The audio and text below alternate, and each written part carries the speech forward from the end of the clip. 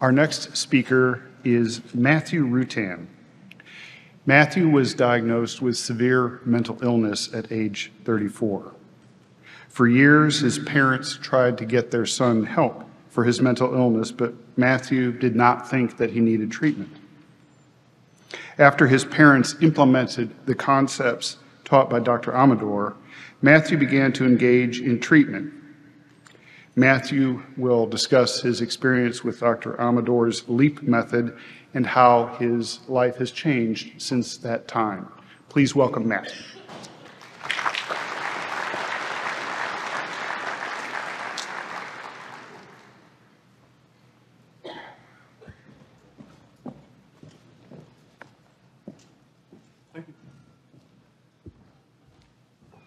I know Dr. Amador as Javier the ski buddy, and we don't really speak about emotions when we're up on the chairlift, or else I'd have to pay him. He's a professional. So, good morning. Afternoon. What a great showing today. My name is Matthew Rutan.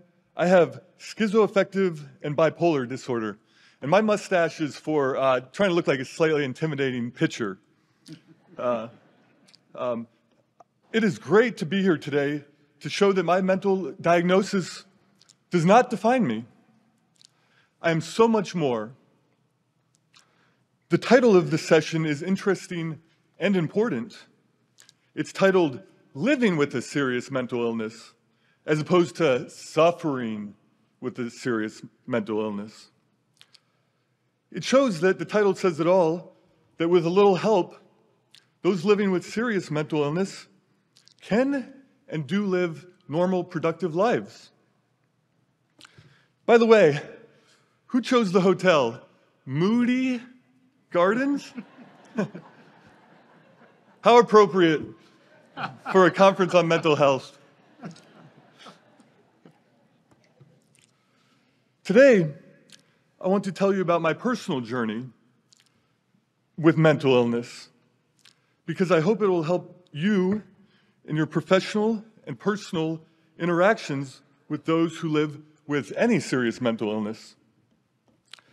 Each of you here today is important because you're all in career paths that make a difference in the lives of people living with mental illness. If I hadn't had some great judges, nurses, police officers, probation officers, psychologists, psychiatrists, social workers, and attorneys, I don't know where I'd be. I would not be where I am today. I may look like an everyday person to you today, but during the time when my mental illness was untreated and took control of my life, I went from being fired from or quitting various jobs. I did manage to graduate college, but then I went to homelessness, probation, jail, and finally to involuntary commitment for a year in the state mental hospital. I wish I had a picture back then. I was very disheveled, and just to show that now, the then and now, I had gotten sap. Had gotten sap on my hair in the back of my head, and it had stuck together. That was from sleeping in the woods. Let me start by telling you what it feels like to suffer from an untreated mental illness. My own untreated mental illness was characterized by pits of despair during my worst times and heart-stopping heights during my manic times. It was also very hard to handle the volatile swings between the two mental states. I struggled with these highs and lows. It was like a roller coaster running out of control. The sooner someone with a mental illness comes to terms with the fact that he or she has a mental illness, the sooner the healing process can start. Mental illness is treatable, absolutely. However, it did take me years on this course of what Dr. Amador is talking about, anosognosia. Took me years to even realize this emotional turmoil was an illness. I believe I suffered from this agnosognosia that Dr. Amador describes. I didn't have a problem. It was everybody else around me. I wasn't sick, so why take meds?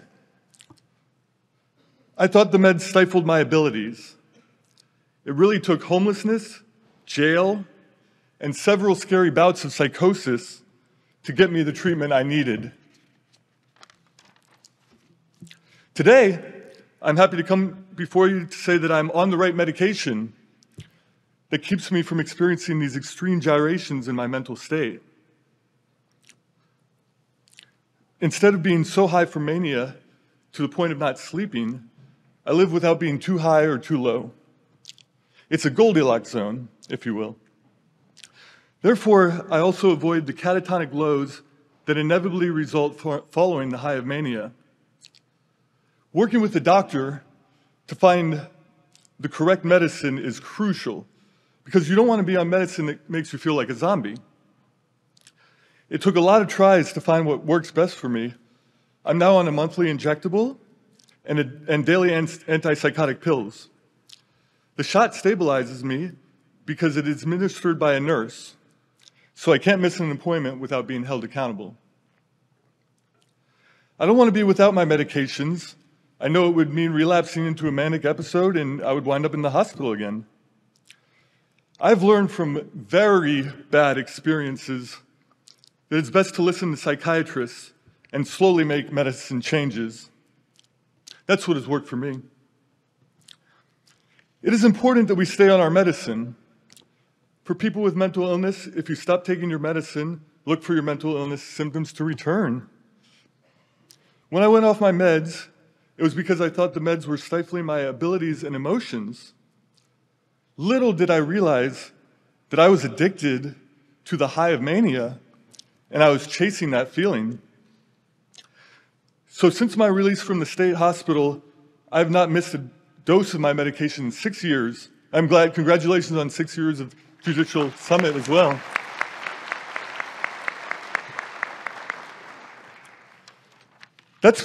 That's because I don't want to go back to the way I used to be. I was in a very, very scary and dangerous place. I almost got shot and killed at one point. While off my medications, I thought I was being chased and broke a window to get into the house to try to escape and call for help, what I thought was going on. I was delusional. The owners answered with a gun pointed at me. They could have very easily shot me. Luckily, the wife was a therapist and could see that I was in psychosis. The outcome of this terrible event was actually positive. I went to jail, then to the psychiatric ward of the state hospital for a year, where I learned a lot about my disease and what I need to do to treat it. I also rely on continuing behavior therapy in addition to medicine. I have been taught to go to my happy place in my mind when I'm struggling. Mine is 8,000 feet up at the top of a chairlift on a mountain that has the best ski conditions in the land. The two types of behavior therapy I've learned are CBT and DBT. For those who don't know what DBT stands for, it's diabolical behavior therapy. No, it's just joking. It's dialectical behavior therapy. When my mind gets to thinking accurate thoughts, such as this person wants to fight me or this person hates me, I challenge these thoughts using CBT so that I may come to a positive and constructive outcome. I've learned that 99% of the time, my worst fears never come true. With DBT, the first thing I do when I'm anxious and distressed is nothing. I literally just sit there. By pausing to consider my options, I won't do anything impulsive. It is really a dialect that reframes the way I speak from crisis-driven and counterproductive talk to problem-solving and productive communication. I constantly remembered that I could not have done it on my own. I've learned how to seek help and that it's okay to ask for help. It is important that people with mental illness know that we are not alone and we surround ourselves with positive people. I've teamed up with professionals in the mental health field and family and friends who care about me and want to see me succeed. I've gotten such an outpouring of support in my quest to be mentally healthy and sober. It's been great. There are people out there who can help, and you just have to really find them. My team, as I call them, has a moderating influence on me. They are human mood regulators, as opposed to the medications that are also my mood regulators. They work in conjunction. My team works in conjunction with the medication to keep me on an even keel. My team has nudged me in the right direction, and I've taken that and run with it. And their advice has made me act wisely many, many times over. I'm in the process of rebuilding trust with those around me, but I do want to be known as a trustworthy individual who stays current on his bills and has a good credit score. I want to be known I can be counted on. If I say I'm going to be there, I will be there. I have a rainy day fund because you never know what's going to happen. These are important measures to take because they represent a shift on my part to more positive and less antisocial behavior. The old Matthew did not pay his friends back. I've been enjoying sobriety for the last 6 years. I live in Utah, and while it has strict alcohol laws, you can still find trouble if you go looking for it. So I must remain vigilant with my sobriety. Therefore, I surround myself with people who support rather than undermine my resolve. After the life I've lived, I value peace and calm. I have more fun sober these days, and this time around I'm more able to remember the good times because I'm not drinking. I also recognize I could die if I were to relapse. I would have a lower tolerance, but would be drinking the same amount as I did in the past, and that could make for a deadly combination. Alcohol doesn't control me anymore. I understand that most people can have a drink and enjoy it responsibly, but that was never me. I could not stop drinking until I ended up homeless and still did not even stop after that. When I was in legal trouble, I kept on getting in trouble repeatedly. You'd think I'd have a wake-up call. But the day I was able to plead guilty with mental illness marked a wondrous change in my life. Instantly, I felt like I could achieve my probation requirements. I could change my ways, then finish the program and get off probation once and for all. The result is that I've had no legal issues in the past 6 years. The program I was put on was made for the mentally ill and is very similar to the Texas mental health program 10-step guide. The 10-step guide sets the standard for fair care. It also sets those up with mental illness for success by supporting the mentally ill person's efforts to get help. The 10-step guide also reduces recidivism by giving the mentally ill a chance in a program that's both measurable and achievable, while still holding those with mental illness responsible for their actions. It is vitally important that people, this is really important, that people who have a mental illness have somewhere to go and someone to talk to.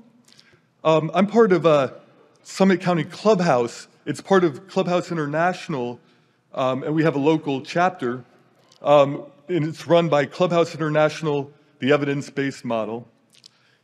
It is a community of people living with mental illness that promotes our independence. When we first were building our local Clubhouse community, we ran into a NIMBY problem. I don't know if you know, it stands for Not in My Backyard. And that was very sad to hear, and it hurt. But we had resolve and discovered that our slogan is much better: we are not alone. And that powered our resolve. Today, I'm at the level where I'm stable and consistent, which is key for people with mental illness. That way you can rebuild your life and increase trust throughout the community. I've had 100% medication compliance, and I speak weekly with my case manager and therapist to keep reasonable and rational about the issues I face. They say recovery is like some country music songs played backwards. You get your wife back, you get your dog back, and you get your tractor back. All jokes aside, though, recovery is very hard. It took me 11 months at the state hospital, daily adherence to medication, and a daily concerted effort to address my issues to get where I am today.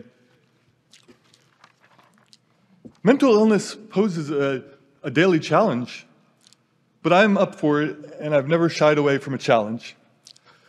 I strive to use everything that I've learned to transform from suffering with a serious mental illness to living with a serious mental illness. I hope that those living with mental illness will be known as enjoyable and worthwhile people rather than a drain on society. Standing before you today is part of my own strategy to fight mental illness. Preparing this speech has reinforced my own recovery by participating in activities that promote wellness. By telling you about my experiences, I can reflect on what works in my ongoing recovery. Public speaking gets me out of the house, so I'm not socially isolated. So thank you for listening. Have a nice day. Thank you so much.